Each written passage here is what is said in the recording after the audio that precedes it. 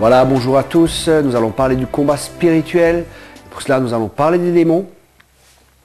Les démons, l'origine des démons n'est pas clairement stipulée dans la parole de Dieu. Certaines personnes disent que ce sont des créatures qui sont pré-adamiques et d'autres personnes disent que ce sont des anges déchus que Satan a entraînés avec lui. Comme vous savez, la Bible dit que Satan a entraîné un tiers des anges avec lui dans sa chute et certaines personnes disent que ce sont des démons. Mais après avoir effectué des recherches dans la parole de Dieu, je n'ai pas trouvé de preuves qui peuvent accréditer l'une ou l'autre des théories. Et je pense que si cela n'est pas clairement stipulé dans la parole de Dieu, je pense que Dieu n'attache pas d'importance à ce que l'on connaisse l'origine des démons, mais ce qui est important, c'est que l'on soit délivré des démons, bien sûr, et qu'on reconnaisse leur influence afin de ne pas être influencé par eux. Les démons sont aussi appelés esprits méchants, esprits mauvais, esprits impurs, ou ils portent le nom de leur fonction, comme par exemple un esprit d'infirmité, un esprit sourd et aveugle, un esprit muet. La Bible nous en parle. Il est important pour nous dans le combat spirituel de ne pas aller au-delà des Écritures, de rester dans les Écritures, de ne pas aller au-delà des Écritures. Une recommandation importante avant d'aller plus loin dans le combat spirituel, la parole nous déclare de faire la guerre avec prudence et selon certaines règles. C'est ce que l'apôtre Paul dit à Timothée dans 2 Timothée 2, verset 4. Celui qui s'engage dans une expédition militaire ne s'embarrasse pas des affaires de la vie civile, afin de donner pleine satisfaction à l'officier qu'il a enrôlé. On n'a jamais vu un athlète remporter le prix sans avoir respecté toutes les règles. Ce qui signifie que dans le combat spirituel, nous avons des règles à respecter. C'est ce que nous allons étudier, ce que nous allons voir. Proverbe 20, verset 18 nous dit aussi « Les résolutions s'affermissent par le conseil, fais donc la guerre avec prudence. » Pour nous, il est important de nous engager dans le combat spirituel, de recevoir des enseignements avec prudence, toujours appuyés sur la parole de Dieu et révélés bien sûr par le Saint-Esprit. La Bible nous dit dans Jude 1, verset 8 « Eh bien, malgré cela, ces individus font de même. Leur rêverie les entraîne à souiller leur propre corps, à rejeter l'autorité du Seigneur et à insulter les êtres glorieux du ciel. Pourtant, l'archange lui-même, lorsqu'il contestait avec le diable et lui disputait le corps de Moïse, se garda bien de proférer contre lui un jugement insultant. Il se contenta de dire que le Seigneur te punisse. » Une autre traduction dit que le Seigneur te réprime.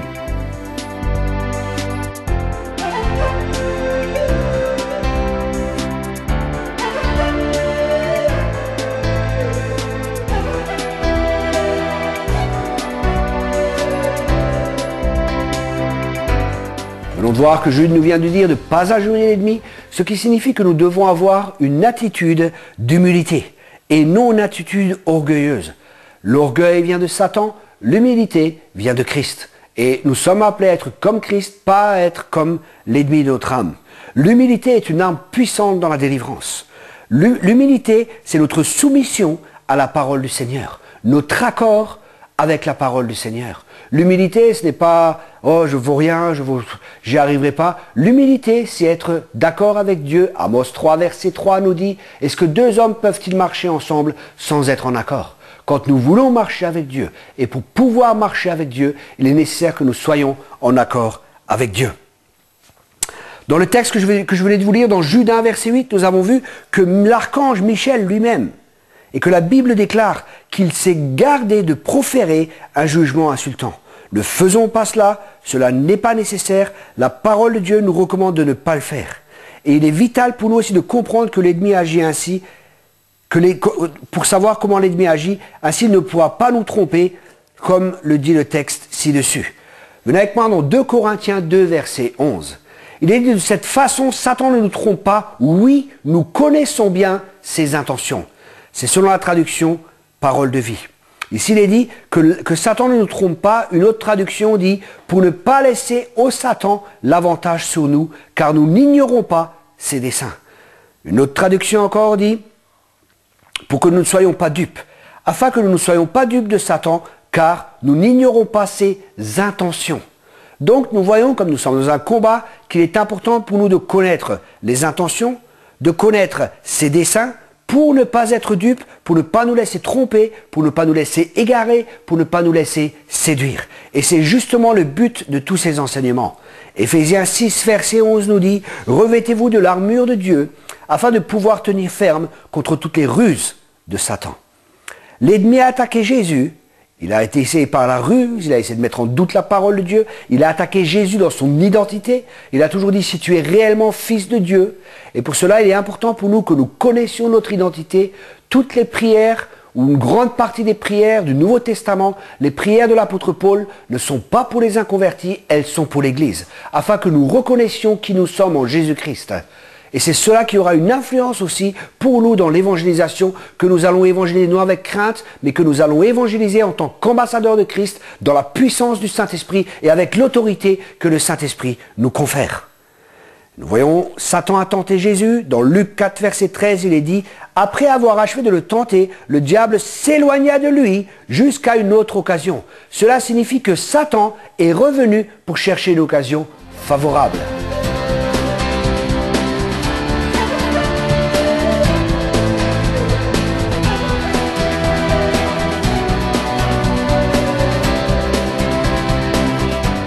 Satan a fait cela avec Jésus, qu'il est revenu plus tard pour chercher une occasion favorable. S'il l'a fait avec Jésus, à combien plus forte raison le fera-t-il avec nous? Mes amis, nous sommes en guerre.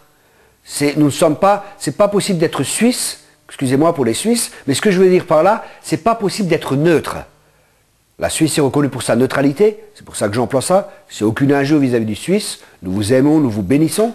Mais c'est pour bien faire comprendre que nous ne pouvons pas être neutres. Celui qui n'assemble pas avec moi disperse. Celui qui n'est pas avec moi, dit Jésus, est contre moi. Et nous devons choisir notre camp. Nous ne pouvons pas avoir un pied dans le monde et un pied avec Dieu. Nous devons choisir notre camp. Là, nous allons voir que les démons sont des esprits. Ce qui signifie c'est des esprits, mais ils sont aussi immatériels. C'est pour cela qu'ils cherchent des corps où habiter, afin de pouvoir contrôler les corps et de pouvoir ainsi mener à bien leurs desseins. Nous allons étudier leurs fonctions, leurs noms aussi, afin de comprendre de quelle manière ils agissent, et cela nous permettra de reconnaître leurs activités et ainsi, justement, les empêcher d'agir. Un ennemi dont on connaît les stratagèmes est un ennemi à moitié vaincu. Les démons, le mot grec vient du mot daimon, et comme nous allons le voir dans notre étude, ils essaient d'habiter des corps afin de pouvoir exprimer leur nature au travers de ces derniers. Ces corps deviennent esclaves de ces démons. C'est ce que la parole appelle être démonisé, sous l'influence démoniaque. J'aime pas le mot posséder parce que le mot posséder signifie que les démons possèdent toute la personne. Et des fois, j'aimerais bien dire aux chrétiens, sortez enfin de votre démon. Je sais que c'est pas biblique, et je dis ça en plaisantant, mais il y a des fois, les chrétiens, ils sont tellement, ils croient qu'ils sont tellement, oui, le diable m'a fait ceci, le diable m'a fait cela. On croirait qu'ils sont rentrés dans un démon, et que c'est eux qui possèdent le démon, et que c'est le démon qui a toute l'influence sur eux. Vous voyez ce que je veux dire? Et c'est pas possible qu'un démon, ou qu'un chrétien possède un démon, et autant c'est pas possible qu'un démon possède un chrétien. Je n'ai jamais rencontré des personnes entièrement une personne possédée, où un démon avait toute l'influence sur la personne. Par contre, j'ai rencontré des personnes démonisées, où des parties de leur corps, de leur être, étaient sous une influence démoniaque. Nous voyons cela dans Matthieu 15, verset 22. Et voilà qu'une femme cananéenne qui habitait là vint vers lui et se mit à crier « Seigneur, fils de David, aie pitié de moi, ma fille est sous l'emprise d'un démon qui la tourmente cruellement. » Une autre traduction dit, une femme cananéenne qui venait de ces contrées lui cria, « Aie pitié de moi, Seigneur, fils de David, ma fille est cruellement tourmentée par le démon. » Une autre traduction dit, une femme de cette région cananéenne arrive, elle se met à crier, « Seigneur, fils de David, aie pitié de moi, ma fille a un esprit mauvais en elle, elle va très mal. » Et nous voyons dans ce texte différentes expressions traduites par le mot grec « démonisé ». Démoniser ne signifie pas posséder, car cela signifierait que la personne est complètement et totalement sous l'influence des démons. Cela signifierait un contrôle total de la personne.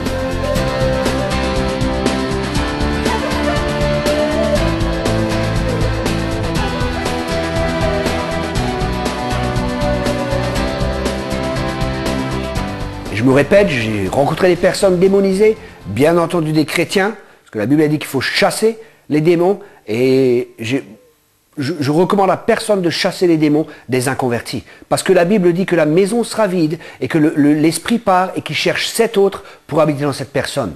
Donc c'est complètement illogique si la personne n'accepte pas Jésus et n'est pas chrétienne de chasser les démons de cette personne. En plus, son intelligence ne sera pas renouvelée, la guérison intérieure ne sera pas faite, les émotions seront encore blessées, et bien qu'on peut chasser les démons, ils pourront revenir parce que les portes continuent à être ouvertes. Je ne crois pas aussi qu'il existe de ministère de délivrance. Comprenez-moi bien, je crois qu'il y a des dons, des gens qui ont un don de délivrance, c'est ce que la Bible dit, mais je ne crois pas qu'il existe de ministère de délivrance. Je crois qu'il faut être équilibré. Jésus était équilibré, il chassait pas que les démons, il guérissait les malades, il annonçait l'évangile. Jésus est toujours encore notre modèle. Et je crois que ce n'est pas sain et que ce n'est pas juste qu'un ministère fasse uniquement de la délivrance. Alors nous avons vu différentes expressions traduites par le mot grec démonisé, et nous avons vu que cela signifie une partie qui est possédée, mais pas toute la personne est possédée. Nous voyons dans Matthieu 12, verset 43, « Lorsqu'un esprit mauvais est sorti de quelqu'un, il erre ça et là dans les lieux déserts, à la recherche d'un lieu de repos, et n'en trouve pas. Il se dit alors, mieux vaut regagner la demeure que j'ai quittée. Il y retourne donc, et la trouve vide, balayée et mise en ordre. » Qu'est-ce que cela nous montre vis-à-vis des démons ? Ce texte nous démontre qu'ils ont une mémoire et qu'ils se rappellent d'où ils sont venus. Ces textes nous démontrent que les démons peuvent habiter des corps humains, qu'ils ont une volonté, qu'ils réfléchissent, une volonté qui leur permet aussi de résister lors de la délivrance. Mais il est important pour nous de savoir qu'ils doivent nous obéir parce qu'ils ont été, écoutez bien ce que je vous dis, ils ont été programmés pour nous obéir. Ils reconnaissent ceux qui ont autorité sur eux, c'est ce que nous verrons encore plus loin. Et s'ils ne le font pas, s'ils ne quittent pas le corps, c'est qu'ils ont un droit légal pour ne pas quitter le corps, par exemple, un péché non confessé ou un manque de pardon. Demandez au Saint-Esprit pour quelle raison le démon n'obéit pas lorsque vous faites la délivrance, pour quelle raison le démon ne quitte pas la personne. Ce texte aussi nous montre que les démons peuvent se déplacer. Maintenant, nous allons prendre un autre texte, Luc 8, au verset 2. Il était accompagné des 12 et de quelques femmes qu'il avait délivrées de mauvais esprits et guéries de diverses maladies. Marie, appelée Marie de Magdala, dont il avait chassé 7 démons. Donc nous avons vu qu'ils ont une volonté, nous avons vu qu'ils réfléchissent, nous avons vu qu'ils se déplacent, nous avons vu qu'ils peuvent habiter des corps humains, et maintenant dans ce texte, nous avons vu qu'ils peuvent être à plusieurs dans un seul et même corps. Matthieu 12, verset 45 nous dit aussi, « Alors il va chercher 7 autres esprits encore plus méchants que lui, les ramène avec lui, ils envahissent la demeure et s'y installent. Finalement, la condition de cet homme est pire qu'avant, c'est exactement ce qui arrivera à ces gens de notre temps qui sont mauvais. »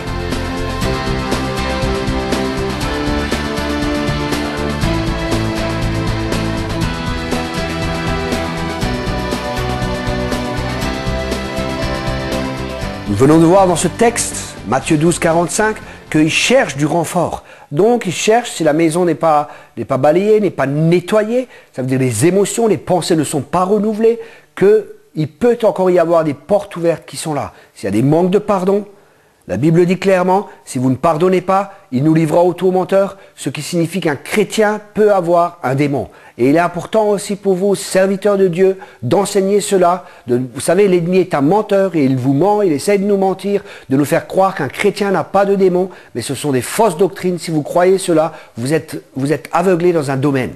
Et il est important que vous critiquiez pas ces messages, mais que vous soyez assez humble et allez demander au Seigneur ce que lui en pense. Dieu, il n'en a rien à faire de nos théories. Dieu veut que les gens soient libérés et que les gens soient délivrés. Alors avant de donner des affirmations contraires à la délivrance et contraires à la guérison ou contre la parole de Dieu, soyez sûrs parce que vous aurez à rendre compte, comme j'aurai à rendre compte, de chaque parole qui a été prononcée. Et au lieu de mettre des joues sur les personnes, de dire « Ah, mais vous avez qu'à prier plus, ah, vous avez qu'à lire plus votre Bible et vous verrez, tout ira mieux. » Non, la Bible nous dit clairement qu'un chrétien peut avoir un démon. Elle dit par exemple, ne permettez pas à la colère, ne donnez pas accès au diable. Et quand l'apôtre Paul parle, il parle à des chrétiens, il ne parle pas aux inconvertis.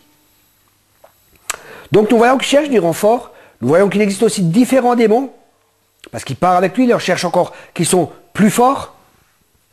cet autre esprit encore plus méchant que lui, ce qui signifie qu'ils ont une autre autorité, qu'ils ont une autre fonction. Mais pour nous, cela n'est pas important lors de la délivrance. Nous n'avons pas à avoir peur parce que la Bible dit que nous avons reçu l'autorité sur toute la puissance de l'ennemi. Pas sur une partie, mais sur toute la puissance de l'ennemi. Donc pour nous, il n'est pas important de connaître les noms des démons, il n'est pas important de connaître la fonction des démons, il n'est pas important de connaître l'autorité ou la méchanceté qu'ils ont. Ce qu'il est important de savoir, s'il y a un démon, bah qu'on le chasse et c'est terminé, et de savoir qui nous sommes en Christ. Ne faisons pas une longue histoire, chassons-les, point à la ligne, basta. Luc 8, verset 30. Jésus lui demanda quel est ton nom. Légion, répondit-il, car une multitude de démons était entrée en lui. Ces démons supplièrent Jésus de ne pas leur ordonner d'aller dans l'abîme. Or, près de là, un important troupeau de porcs était en train de paître sur la montagne. Les démons supplièrent Jésus de leur permettre d'entrer dans ces porcs. Il le leur permit. Les démons sortirent donc de l'homme et entrèrent dans les porcs. Aussitôt le troupeau s'élança du haut de la pente et se précipita dans le lac où il se noya. Ce texte nous démontre plusieurs choses. Premièrement, que les démons, que nous ne sommes pas des porcs. Donc si vous avez des démons, ne les gardez pas parce que c'est peut-être bon pour les porcs, mais c'est pas bon pour nous. Nous ne sommes pas des porcs. Rappelez-vous que les porcs, c'est un animal impur, c'est ce qu'il y a de pire. C'est un juif, il est comparé à un porc, c'est quelque chose de terrible. Et ce texte nous démontre aussi qu'une personne peut avoir plusieurs démons en elle. Certaines personnes disent qu'un important troupeau comptait environ 2000 animaux, ce qui laisse supposer qu'une personne peut avoir jusqu'à 2000 démons en elle. D'autres personnes disent que c'est légion, et une légion romaine, c'est 6000 personnes.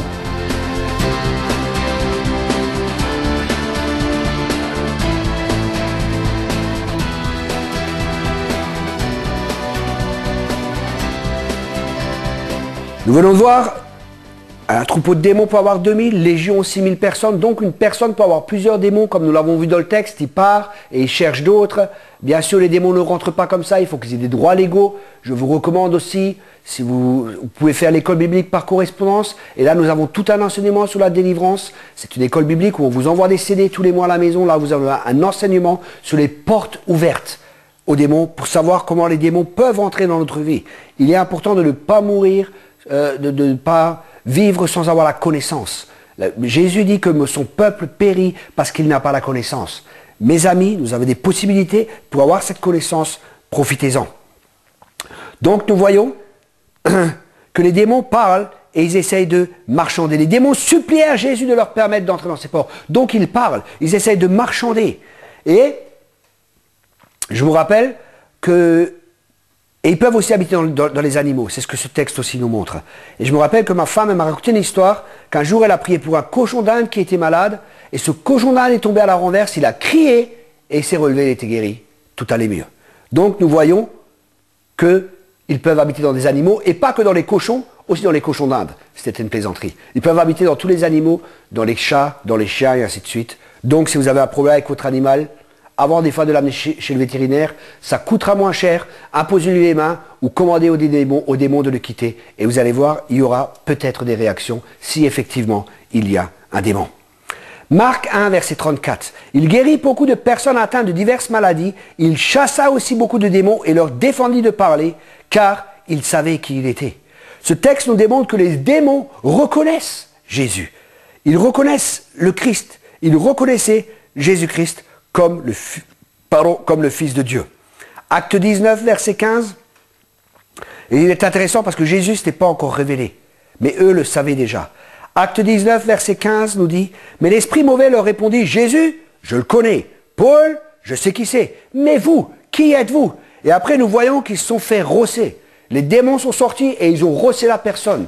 Qu'est-ce que ce texte nous démontre? Que les démons sont violents, mais que les démons reconnaissent qui a autorité sur eux. Ils reconnaissent que Jésus avait autorité sur eux et ils reconnaissaient que Paul avait autorité sur eux. Les démons savent qui a autorité sur eux et ils savent aussi si les personnes savent qu'ils savent. Parce que les démons vont toujours essayer, non je ne sors pas. Ils vont parler à travers la bouche des personnes, ils vont essayer de nous intimider. C'est pour ça qu'il est important que nous connaissions et que nous sachions qui nous sommes en Christ, des nouvelles créatures, les choses anciennes sont passées.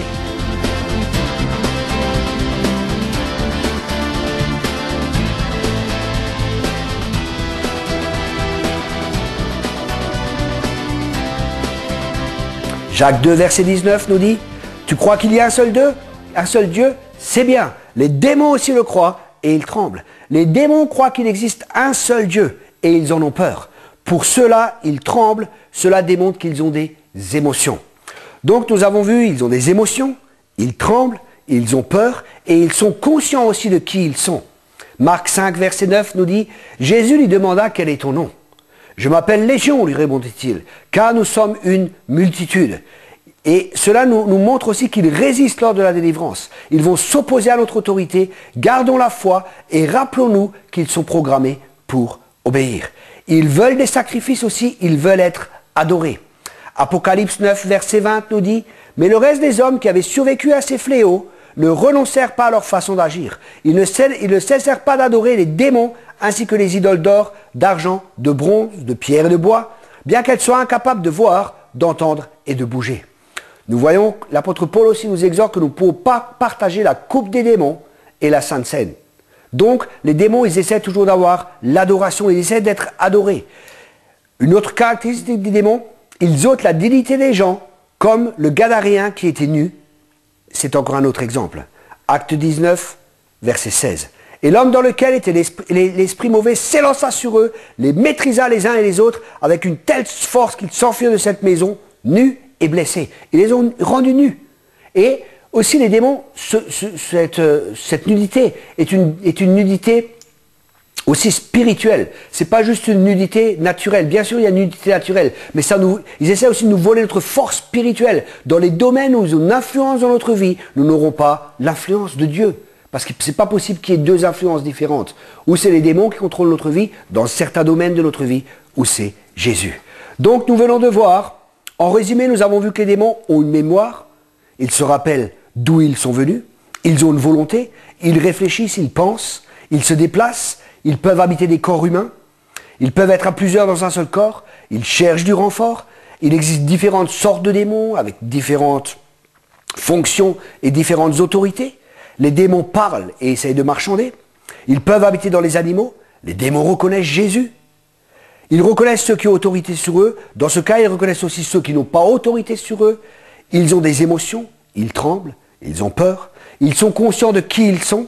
Ils résistent à notre autorité. Ils ôtent la dignité des gens.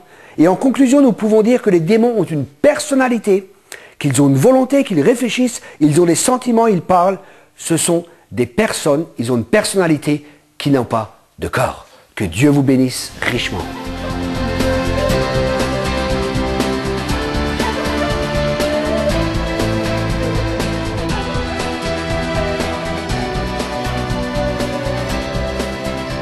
Les démons, nous avons vu d'où ils viennent, avec incertitude, il y a deux probabilités. Nous n'avons pas eu de clarté sur cela, mais j'aimerais parler sur un thème important. Marc 5, verset 9. Jésus lui demanda quel est ton nom. Je m'appelle Légion, lui répondit-il, car nous sommes une multitude. Et certaines personnes, à partir de ce verset, commencent à converser avec les démons lors de la délivrance et enseignent qu'il faut converser avec les démons. Mais ma Bible dit qu'on ne doit pas avoir de relation avec les esprits.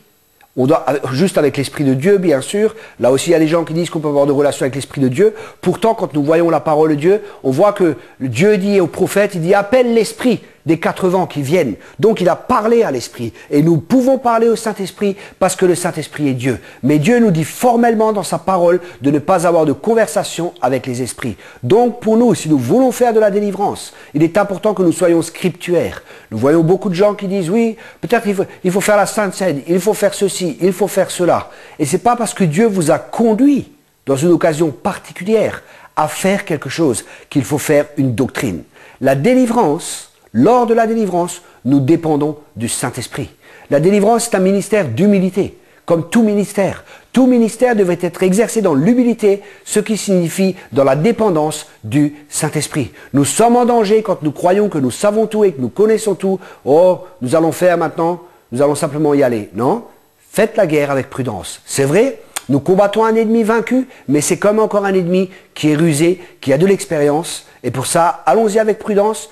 J'ai pas dit avec crainte, j'ai pas dit avec peur, j'ai dit avec prudence. Il y a une différence entre la prudence et la peur et la crainte. Nous devons y aller avec foi et avec un esprit de foi, mais toujours avec humilité, en nous laissant diriger, guider et conduire par le Saint-Esprit. Parce que c'est lui qui nous conduit dans la vérité et c'est lui qui nous conduit lors de la délivrance, c'est lui qui nous conduit, qui nous révèle les problèmes des gens. Des fois les problèmes des personnes sont des problèmes de délivrance, mais avant qu'ils puissent recevoir la délivrance, ils ont peut-être besoin de recevoir une guérison intérieure. C'est pour ça, soyons sensibles à la direction du Saint-Esprit, laissons-nous guider dans la délivrance par ce dernier et vous allez voir, nous obtiendrons les mêmes résultats que Jésus parce que nous employons les moyens, les méthodes de Jésus. Si nous voulons obtenir les résultats de Dieu, il est important d'utiliser les méthodes de Dieu. Que Dieu vous bénisse richement.